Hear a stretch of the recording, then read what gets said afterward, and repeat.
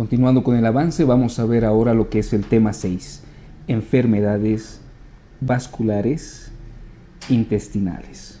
Bueno, ¿a qué se refieren estas enfermedades vasculares intestinales?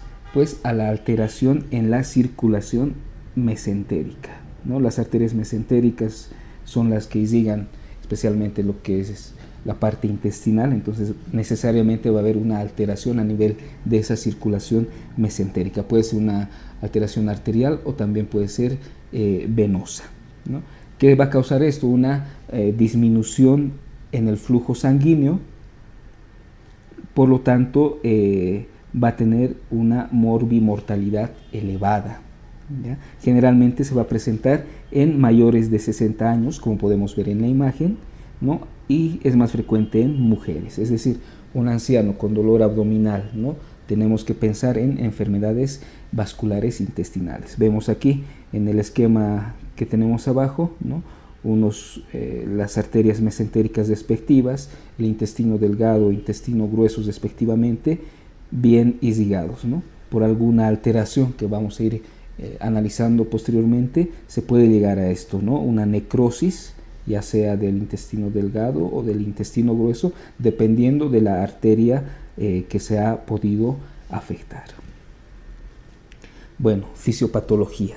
Para entender mejor lo que es la fisiopatología de estas enfermedades isquémicas, pues tenemos que recordar un poco lo que es la irrigación arterial de lo que es el intestino delgado y el intestino grueso, ¿no? Bueno, pero si recordamos que esta patología es prevalente más que todo en ancianos, pues una enfermedad involucrada es la ateroesclerosis, ¿no? Que generalmente ya afecta a la vascularización ya por la avanzada edad en sí misma. Puede ser también producida por émbolos, trombos, incluso un vasoespasmo, ¿no? La trombosis venosa de igual manera y alteraciones extrínsecas, ¿no? ¿Cómo va a comenzar todo esto? Con la isquemia, ¿no? Como el flujo va a estar alterado, ya va a haber isquemia en los tejidos irrigados, lo cual va a traer que haya poco oxígeno, poco nutriente que llegue a estos órganos. Por lo tanto, ¿qué es lo que va a hacer el cuerpo? Va a activar la circulación colateral, ¿no? Si hay un tronco arterial principal que está con isquemia o con alguna obstrucción, pues por medio de la angiogénesis se van a ir creando vasos colaterales y también va a haber una vasoconstricción pero distal, ¿no? Consecuencia de todo eso, se puede llegar a una acidosis metabólica secundaria que ya va a ir afectando, ¿no?, a los órganos irrigados por esa arteria comprometida.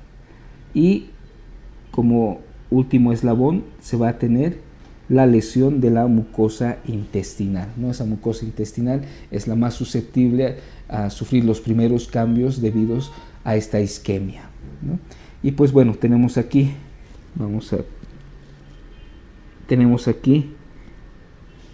un esquema de las arterias más importantes, ¿no? Esta es la arteria mesentérica superior, que como estamos viendo irriga principalmente la parte derecha de lo que es el intestino grueso y de igual manera el intestino delgado. Luego tenemos lo que es la arteria mesentérica inferior, ¿no?, que irriga lo que es la parte izquierda del intestino grueso, ¿no?, y de igual manera del intestino delgado, el yeyuno y el íleon, ¿no? Y bueno, si recordamos, por encima de estas se encuentra lo que es el tronco celíaco con sus tres ramas, esplénica, gástrica y hepática, ¿no? Entonces, esos tres vasos son los principales: el tronco celíaco, la arteria mesentérica superior y la arteria mesentérica inferior, ¿no? Otra vez, la arteria mesentérica superior, especialmente el hemicolon derecho, la arteria mesentérica inferior, el hemicolon izquierdo, ¿no? Esa es su irrigación. Y como podemos observar en la imagen, pues hay varias arterias, ¿no?, colaterales. Esta circulación mesentérica tiene varias arterias colaterales, ¿no? Vean aquí en la parte derecha y lo mismo en la parte izquierda, ¿no? para mencionar algunas, ¿no? Arterias pancreático-duodenales, la arteria marginal de Duromont, que vendría a ser esta. Luego tenemos el arco de Ziolano, este arquito que se forma ahí, arterias tortuosas, hipogástricas, las arterias para la sed arterial hemozoidal, ¿no? Entonces, vemos esas características de las arterias principales: arteria mesentérica superior, lado derecho; mesentérica inferior, lado izquierdo, yayuno ilion, y el tronco celíaco con sus 3 ramas respectivas. Y alrededor de estas, mucha circulación colateral, ¿no? Un estudio que nos va a permitir identificar todas estas ramas, pues va a ser la angiografía mesentérica. Bueno, entonces, si la obstrucción de cualquiera de esas arterias que hemos visto va a ser una obstrucción crónica, generalmente el organismo va a tolerar bien esa obstrucción. ¿Por qué? Porque va a empezar a crear redes colaterales, ¿no?, que van a compensar la isquemia. Pero ¿qué es lo que va a pasar si la obstrucción va a ser una obstrucción aguda, inmediata? Pues si el paciente en ese momento sí va a sentir los efectos de la isquemia, especialmente a nivel intestinal. ¿Por qué? Porque no le da tiempo a crear esas colaterales arteriales, ¿no? También juegan papel algunos vasodilatadores esplágnicos, como el óxido nítrico, el glucagón, el péptido intestinal vasoactivo, ¿no? También la vasopresina, pero ya no como vasodilatador, sino como vasoconstrictor, ¿no? Bueno, toda necrosis en la pared, es decir, primero hay isquemia, esto puede evolucionar a necrosis. Esta necrosis se abarca ya toda la pared intestinal, puede llegar a perforación, y toda perforación a peritonitis. Entonces vean que es un cuadro muy grave, ¿no? ¿Cómo se clasifica estas enfermedades? Hay una isquemia mesentérica aguda, una isquemia mesentérica crónica y una isquemia mesentérica no oclusiva, que las vamos a ver a continuación. Empezamos con la isquemia mesentérica aguda, es decir, sucede rápidamente, ¿no? ¿Qué mecanismos tenemos? El embolismo arterial que viene desde el corazón, un embolismo arterial cardiogénico. La enfermedad más representativa vendría a ser la fibrilación auricular, ¿no? Y la arteria a nivel mesentérica más afectada por este embolismo vendría a ser la arteria cólica media. Luego tenemos también la trombosis arterial, ¿no?, en menor frecuencia, ¿no? Y pues generalmente afecta el lugar de origen de la arteria mesentérica superior, ¿no? Entonces, para resumirlo un poco más, una isquemia mesentérica aguda, tenemos que pensar en primer lugar en un embolismo arterial y auscultar al paciente para ver si es que no tiene una fibrilación auricular. Tenemos en esta imagen, ¿no?, los 3 efectos, lo que es la trombosis arterial, el embolismo arterial, que vendría a ser el más importante, y también la trombosis venosa, pero en mucho menor frecuencia. Bueno, clínicamente, ¿qué nos va a presentar? Entonces, imaginémonos el cuadro clínico, ¿no? Un paciente generalmente anciano o una anciana. ¿Cómo va a venir este paciente? Con dolor abdominal muy fuerte. Se va a presentar con un dolor abdominal muy fuerte en las salas de emergencia de este anciano, ¿no? Nosotros le colocamos en la camilla para realizar la anamnesis y exploración física, y en la exploración física, ¿qué vamos a encontrar? Pues no vamos a encontrar muchos datos, no va a haber mucho dolor a la palpación superficial ni profunda, ¿no? Le realizamos un Bloomberg, no va a salir negativo, buscamos algunos puntos dolorosos y no. Entonces nosotros podemos pensar que no concuerda, el paciente se queja de mucho dolor, ¿no?, pero a la exploración física parece no presentar datos de gravedad. Es lo que se llama que este dolor abdominal es desproporcionado a los hallazgos del examen físico, ¿no? Entonces es importante tener esto en cuenta. ¿Por qué?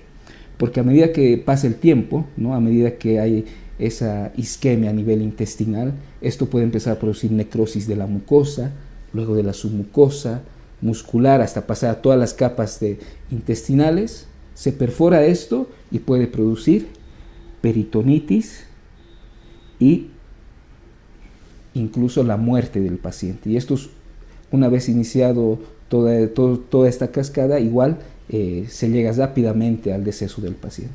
Entonces, ¿por qué es importante esto? Pues podemos pensar que este paciente no tiene datos de irritación peritoneal o tal vez está exagerando, entonces dejarlo solamente con observación y darle un analgésico, entonces dejamos pasar tiempo importante, ¿no? Entonces, por eso tener en cuenta este dolor abdominal severo desproporcionado al examen físico, ¿no? Como clínica importante a tener en cuenta al atender a estos pacientes. El tratamiento, lo primero que se tiene que hacer en estos pacientes es estabilizarlos, ¿no? Estabilizarlos. Si el estado general de este paciente lo permite, podemos ayudarnos con una angiografía mesentérica para encontrar la arteria afectada, ¿no? Si el mecanismo ha sido un embolismo, pues tendremos que realizar una embolectomía, ¿no? Y extirpación del intestino no viable. Vemos en la imagen, ¿no? Miren, esta parte es el intestino que no está afectado, es de una coloración rosada, ¿no? Pero miren esta otra, ¿no? Toda esta parte intestinal ya está necrosada, ya toda la pared, las paredes, las capas de la pared intestinal están comprometidas, y miren que es en una gran longitud. Hay que extirpar todo ese intestino que ya no es viable, ¿no? Y todo esto se ha producido por un pequeño émbolo en alguna arteria, puede ser la mesentérica superior o inferior en este caso, ¿no? Todo lo que causa peritonitis es motivo de cirugía, ¿no? Si la causa ha sido trombótica, generalmente se utilizan las revascularizaciones, ¿no? Especialmente se utiliza para esto lo que es la safena, ¿no? Y algo importante, si la trombosis aún no tiene necrosis, a veces es posible tratar a estos pacientes mediante anticoagulación y vasodilatadores solamente. Bueno, ahora vamos a ver lo que es un poco la isquemia mesentérica crónica, ¿no? Hablar de isquemia mesentérica crónica es relacionarla con lo que es la arteriosclerosis. En gran número de pacientes que tengan isquemia mesentérica crónica está relacionada con esta aterosclerosis, ¿no? ¿Qué sucede en esta patología? Va a haber si vemos en la imagen, va a haber una oclusión parcial, ¿no? Una placa ateromatosa que va a ocluir parcialmente el vaso sanguíneo, ¿no? Se van a crear vasos colaterales para evitar esa isquemia aguda, ¿no? Por lo tanto, el paciente puede estar asintomático gracias a esta red colateral de vasos sanguíneos. Pero, ¿qué es lo que sucede cuando nosotros comemos? Pues exigimos más a lo que es el aparato digestivo, ¿no? Por lo tanto, a la circulación mesentérica propia, ¿no? De los intestinos delgado y grueso. O sea, y esto donde se ve, como les decía, después de las comidas, en el periodo postprandial, ¿no? Si el paciente cuando no está comiendo está asintomático, esto es gracias a las colaterales, pero después de comer, donde el cuerpo necesita más de la circulación mesentérica, de la función del intestino delgado, función del intestino grueso, es ahí donde se va a sentir, donde el paciente ya siente la isquemia, ¿no? Que tiene, ¿no? Por lo tanto, va a haber un dolor postprandial. Es decir, come el paciente y le empieza a doler. Esto 1 o 2 horas después de la ingesta empieza a sentir ese dolor. Por lo tanto, el paciente se da cuenta de esto y generalmente ya tiene miedo a comer, ¿no? Y ese miedo a comer se denomina citofobia. Citofobia, entonces, miedo a comer. Por lo tanto, el paciente comerá muy poco, ¿no? Porque cada vez que come le duele. Disminuye su ingesta, por lo tanto, y va a tener, como es algo crónico, una pérdida de peso crónica, ¿no? Entonces, vemos en la imagen, hay una obstrucción parcial, no ocluye totalmente. Aquí hay redes colaterales que puede mantener en un momento asintomático al paciente, y después de comer es donde le molesta, le duele, ¿no? Y como vemos aquí en la imagen, tiene miedo a comer el paciente con la disminución de peso. Bueno, tratamiento.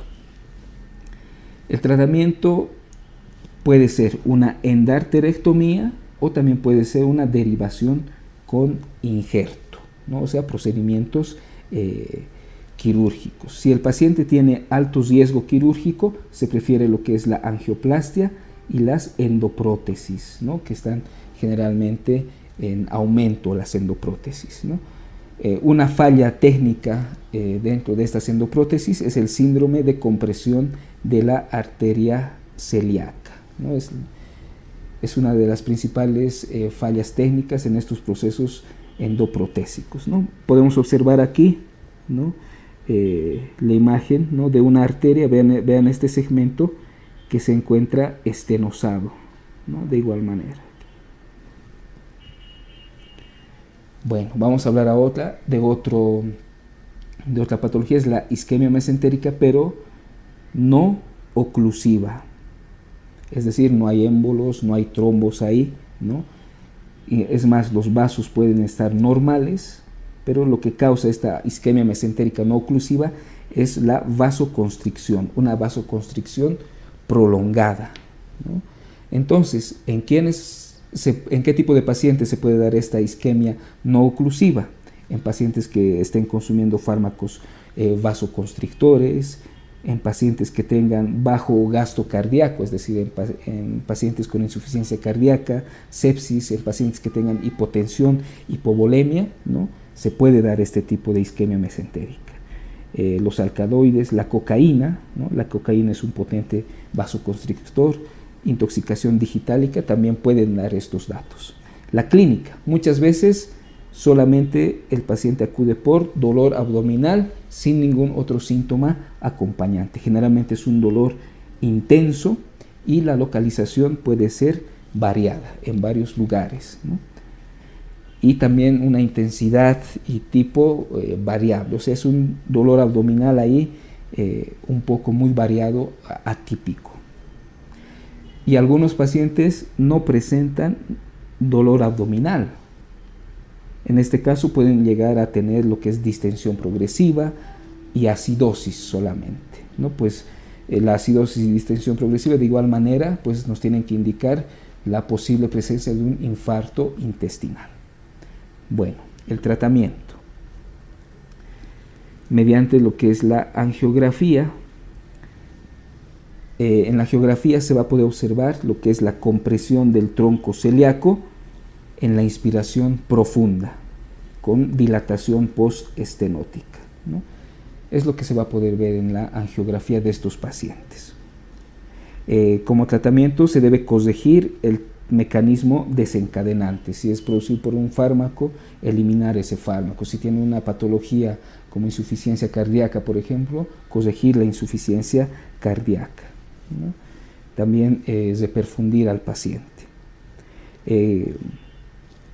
También se puede utilizar lo que es la cateterización arterial selectiva, infusión de papaverina, que es un vasodilatador, y valorarlo continuamente al paciente. De manera resumida, esa vendría a ser ese tipo de isquemia no oclusiva. Otras causas de isquemia intestinal, tenemos ahí el síndrome de compresión del tronco celíaco. ¿Quién comprime este tronco celíaco? Generalmente es el mismo diafragma. Se presenta en mujeres jóvenes entre 20 a 40 años.